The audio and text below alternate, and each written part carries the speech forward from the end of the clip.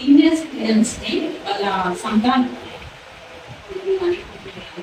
బాధ పెడితే వాళ్ళకి ఎలాంటి పరిచయం? సీనియర్ సిటిజన్స్ ని ఎవరైతే వాళ్ళ కొడుకులు కానీ కూతురు కానీ చూడకుండా వాళ్ళ పట్ల వివక్ష చూపిస్తే వాళ్ళు కంప్లైంట్ ఇట్లా చేయగలిగితే ఈవెన్ వాళ్ళే చేయక్కర్లేదు, వాళ్ళ చుట్టుపక్కల వాళ్ళు ఎవరైనా చేయొచ్చు. కంప్లైంట్ చేసి ఇంట్లో వీళ్ళ పిల్లలు చూడట్లేదు, వీళ్ళకి సరి అయిన అన్నం పెట్టట్లేదు, వీళ్ళు భోజనం పెట్టట్లేదు, లేకపోతే మెడికల్ ఇంకా చేయట్లేదు, కొడుతున్నారు, ఇలాంటివన్నీ మనం నిత్య సమాజంలో చాలా చూస్తున్నాం.